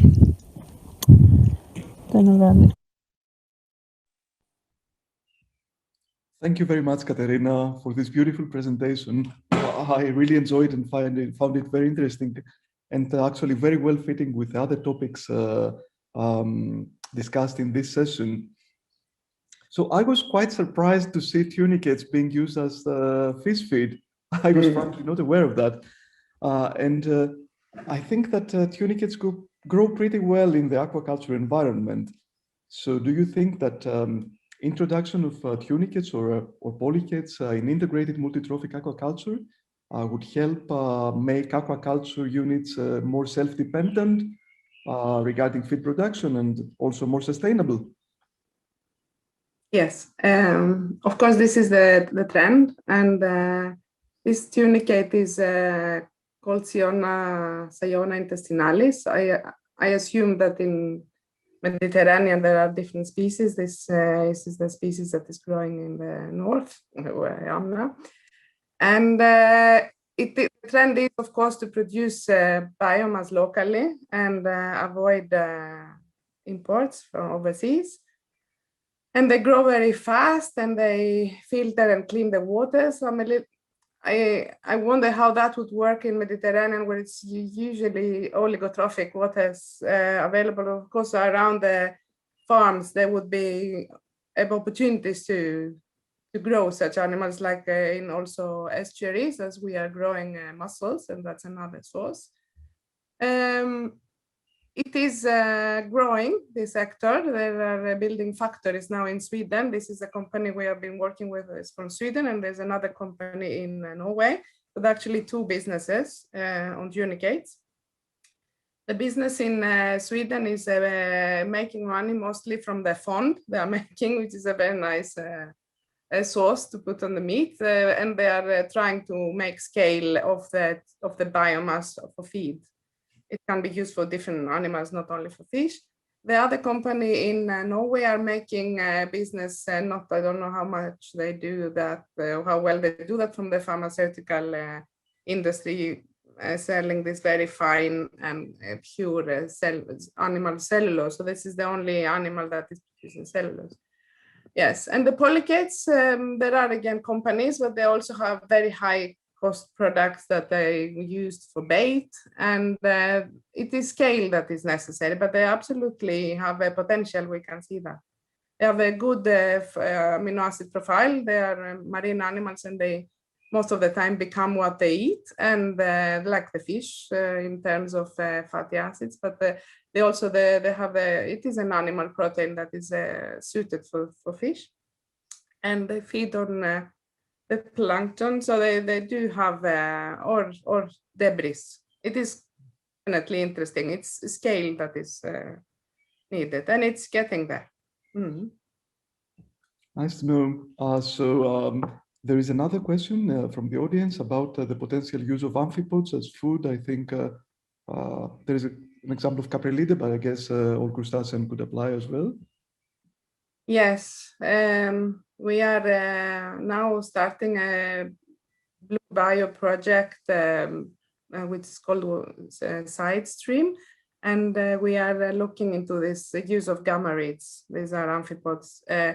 So I have no answer, but definitely it's a stream, so it would be a very good source of lipids. Many thanks. And there is a question by Georgios Kotoulas about how sustainable seem to be the industry producing microalgae or tunicates or other organisms as fish feed. Norway shows the way to this. Yeah, if it's sustainable. Yes, there are different views and practices. So for microalgae, the fermentation can be less or more sustainable, depending on the source of sugars they use to feed the algae. And when they collocate with, so they have a short distance from the source of the sugars, and the sugar production is sustainable in a way. So you use the waste, and you use the energy, you burn the biomass. So then you can have quite a good environmental profile. If you buy sugar to feed your algae, then it would be less sustainable, and then you have to transfer it, to transport it. So we have to build such facilities close to the farm, too close to the farms, and that will increase even more the sustainability of them. And now we are sourcing algae from the US or Brazil. So there is a distance to travel to come to Norway.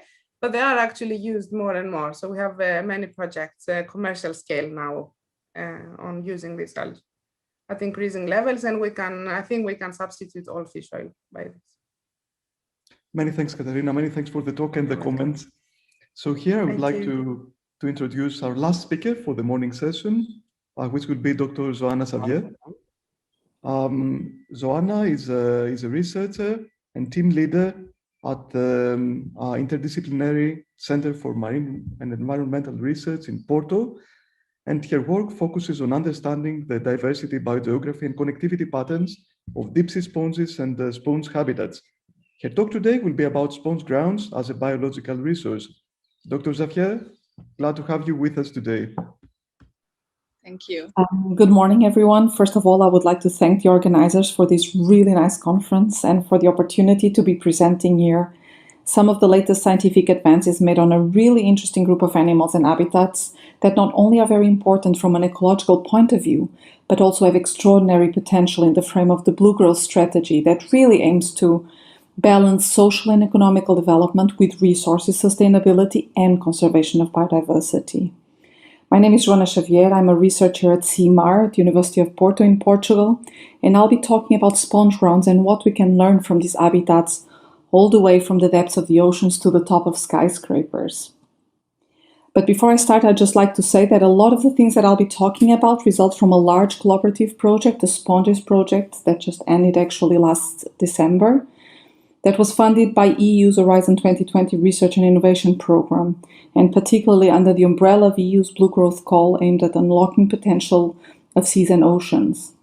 So the main aim of this project that brought together a multidisciplinary consortium of 24 partners distributed all across the European Union, the United States of America, and Canada was to develop an integrated ecosystem-based approach for the preservation and sustainable exploitation of vulnerable deep-sea sponge ecosystems of the North Atlantic.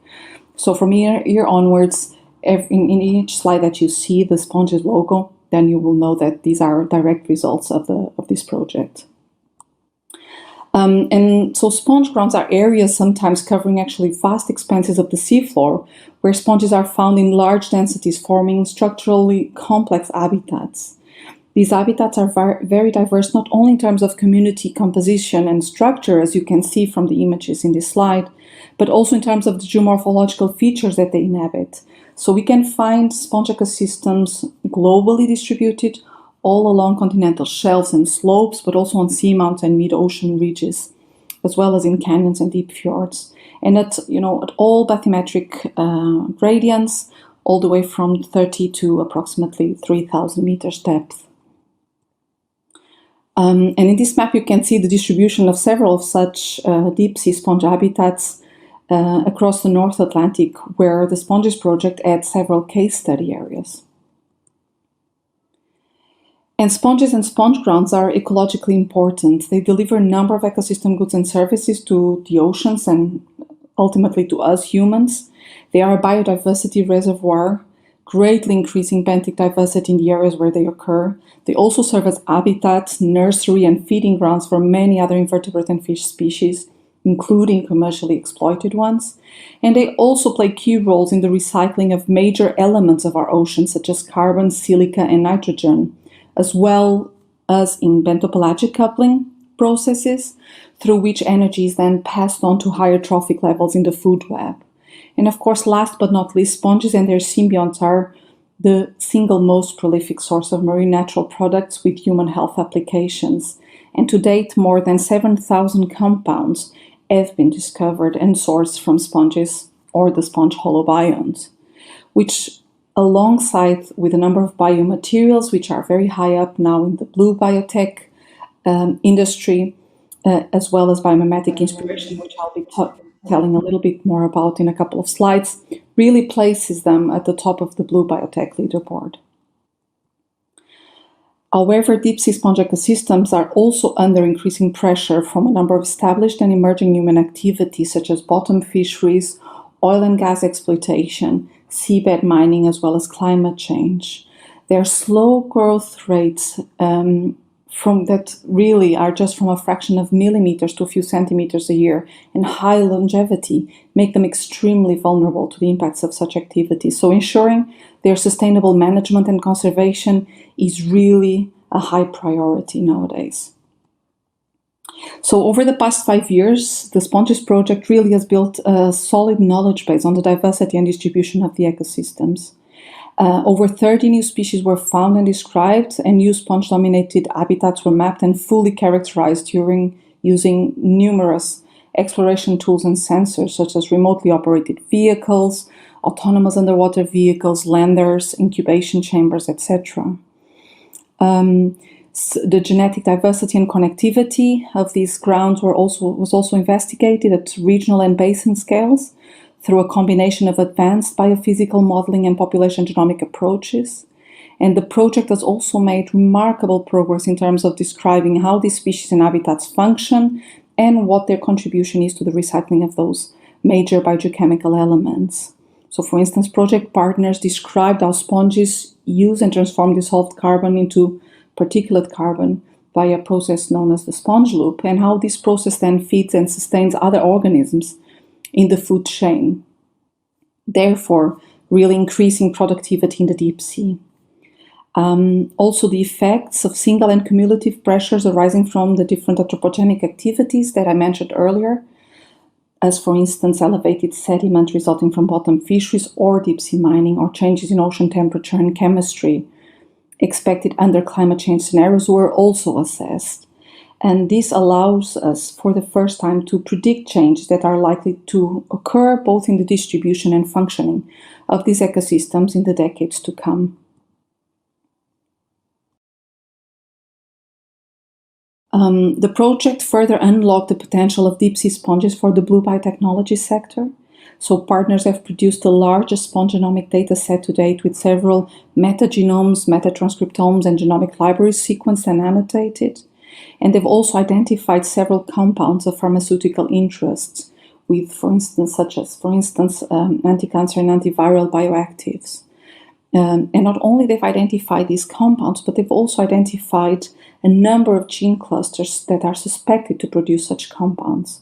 And so this integrated multi-omics approach really allows us to be harvesting for genes instead of harvesting sponges.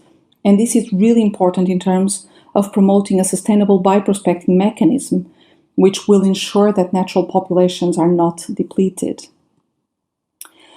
Another major breakthrough of the project was the development of a sponge cell line. This was the very first cell line of a marine invertebrate to have been developed, and this really forms the basis for new marine cell models that we can use for environmental and human health applications. And importantly, these sponge cell lines can in the future be used, for instance, to scale up production of sponge-derived chemicals for clinical trials. In addition, sponge skeletons, which are built of biosilica and a very complex architecture, have also been studied and shown great potential for the development of novel tissue engineering scaffolds, for instance, to be used in the regeneration of human bone tissue. And here you can see a video of a micro CT scan of one of these sponges, where you can see how minute and how really intricate these skeletons are, and how their organization can be so interesting also from tissue engineering perspective.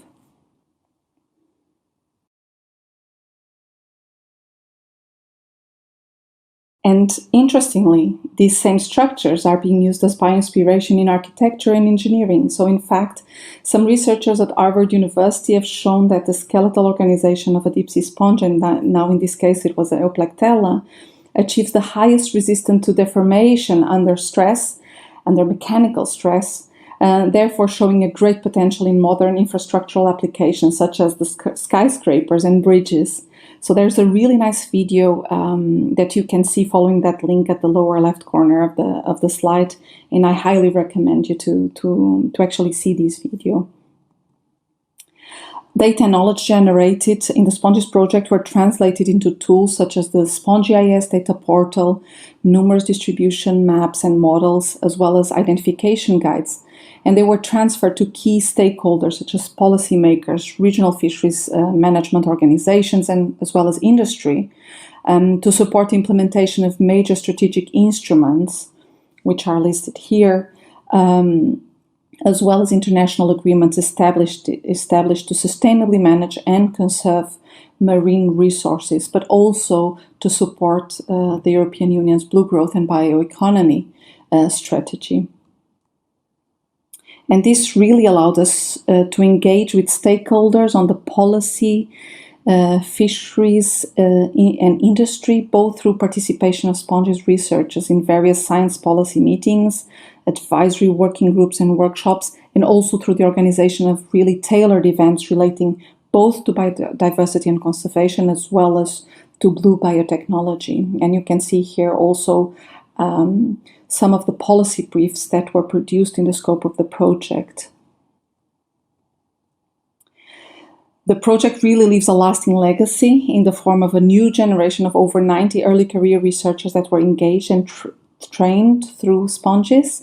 And these here are just a few of them. There were many more. And of course, also very importantly, the project has really raised the public awareness of the importance and fragility of these deep sea sponge ecosystems. And we estimate that through our various communication and outreach activities, we have reached over 3.5 million people around the globe to know about sponges and sponge grounds. So, and before I finish, I'd just like to say that although I've been focusing my presentation on North Atlantic sponge grounds, the Mediterranean really is recognized as a hotspot of sponge diversity, and particularly in shallow water, with over 550 species, of which approximately 50% are endemic. So really the potential of sponges and sponge habitats for blue growth in the Mediterranean is just immense. And with this, I finish my presentation, and I thank you for your attention, also on behalf of this fantastic consortium with whom I've had the privilege to work over the past years. And I welcome you to visit and explore our webpage and data repositories, and I'll be happy to take any questions you may have. Thank you. Thank you very much, Joana, for this beautiful presentation. Thank for you. me, it is always Thank you for the opportunity. It is always interesting to me to see the outcomes from Sponges project, and I believe this is a great example of an integrative, approach, combining all different levels of research and knowledge, including the conservation needs and the society as well, because this is really important. There is a question from the audience regarding the major findings of sponge microbial symbionts from the project, and if the microbes were cultured, and are there species specificities or some common ground in the composition of the sponge microbiome, and if you found any fungi. Yeah. So of course I'm not the best person to answer this, but I'd be happy to get you also in contact with Ut Enschel at CIIMAR, our partners that were responsible for most of the microbial part of our work package on biodiversity, and also Detmar Siepkema at Wageningen University. But I can give you just some highlights. So over 30 bacterial phyla were found of all the sponges that were studied in scope of the project, and of course we do find some specificity with regards to some of the species that were studied, and some linkages also to the evolutionary history. So also closely related species which share more of those communities than more distant related species. There were also some changes observed in terms of the depths at which the specimens were collected, which also indicates that there might be some environmental factors related most likely to water masses, influencing the community composition of the microbiome. And the work was done with both culturing methods, but particularly with genomic and transcriptomic methods. So there's, the project and these partners have produced a really, really vast data set with the metagenomes and metatranscriptomes of the sponge holobiont. And yes, also some fungi were found. I think that work is actually not published yet. It will be coming out, I guess, as many other studies will be coming out throughout this year and coming year. And it has been mostly our partners at Wageningen University, so that CIIMAR working on that. I'm more than happy to get you in contact with them as well. Many, many thanks, Joanna. I have another comment from my side. Sure. And I am thankful for your last slide focusing on the Mediterranean. Yeah. Because I think the sponge biodiversity there is, as you said, very increased. Very and the high. the more we look into new grounds, more new species are discovered. Yes. So in the Mediterranean, there are underexplored deep sea grounds in various places. For example, the Hellenic trends reaching 5,000 meters, Yes. or unexplored seamounts like Eratosthenes in Cyprus. So do you think the experience gained from Sponges project could be applied in the Mediterranean? And in that sense, what would be the priorities and challenges? Yes, most definitely. I think the Mediterranean shows a great potential still for exploration of its deep sea habitats. So what we know at the moment is that the Mediterranean is considerably less diverse in terms of its deep sea habitats, and this has to do a lot with the history of the basin, and it's also its environmental conditions. But yet there has been quite a lot of discoveries being done in the latest years, in the most recent years. I would say that a big priority still relies on exploration. And of course, for this, we really need the technological capability. And I think really the greatest challenge, as it has been for the Mediterranean, is really the organization of these large-scale multidisciplinary cruises, which are extremely expensive. So Europe now has a number of opportunities, for instance, also through the Eurofleets Plus program and others. And I think I think we can take advantage of greater collaboration across Mediterranean and Atlantic to really make use of these experiences gained through the Sponges projects and other projects in the exploration and experimentation, in situ experimentation in these ecosystems. So I would say that the greatest efforts of our project were really to do that groundbreaking work of exploration and in situ experimentation. Because as you know, keeping sponges in aquariums can be very challenging. We have done it successfully as well, but knowing how the organisms are functioning in situ, it's the best way we have to really predict for the future. So I would say that exploration is still key. So we do need the appropriate funding that allows us to do these expensive and very technologically demanding cruises. Yeah, I think there is a big window of opportunity there, and having the experience from this project will be very valuable. Hopefully there will be a big project for the Mediterranean deep sea sponges soon. I really hope so. We have still a huge knowledge gap there to fill. Yeah. Joanna, would you like to provide some additional short comment regarding the need for conservation of sponges in the deep sea? I mean, I liked your comment regarding harvesting genes instead of biomass.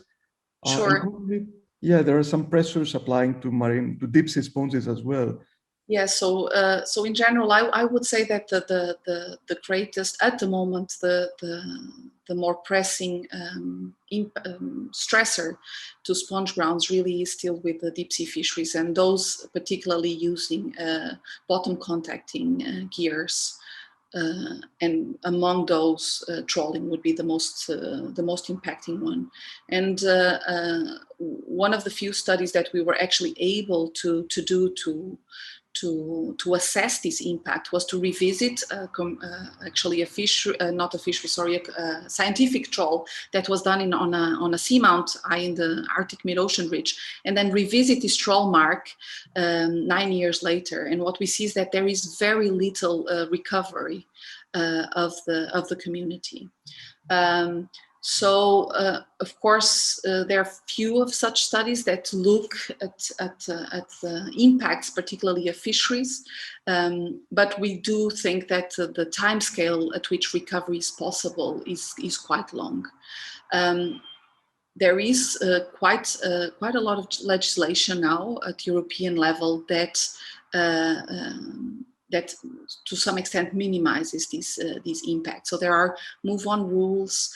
There are areas where fisheries is not, or bottom contacting fisheries is no longer permitted. And I think these to some extent are working well, but we still need to identify and have a good sense as to the distribution of these habitats and their connectivity, because only then is that we can really create a network of protected areas that will be really significant and that will be well connected between them. And I think sponges, unlike, for instance, other deep sea habitats such as cold water coral reefs, they are still underrepresented in those area-based management tools. So if we analyze, to give you, for instance, an example for Norway, Norway has more than 10 marine protected areas specifically designated to protect cold water coral reefs, and yet it doesn't have a protected area for sponge grounds. And it has one of the most, let's say, important type of sponge grounds of the Boreal-Arctic. So I think there is still quite a lot of work to do in that direction. I think sponges has opened up a lot that way with this communication with the stakeholders, and particularly in that case with policymakers and regional fisheries management organizations. And I think that is something we need to further explore in the future. I think we need to have a good knowledge base for any area that we want to further protect. That's excellent, very insightful, Joana, and probably a need to include the deep sea grounds in MPA assignments in the next few years. Yes. Yeah. Joana, many thanks again for joining us today, and this concludes today's morning session. I would like once more to warmly thank our invited speakers for excellent talks, and thank you all for participating. Hope everybody enjoyed today's presentation as much as I did. And we will have a short break for 20 minutes now before the afternoon session about marine biotechnology. Great having you with us.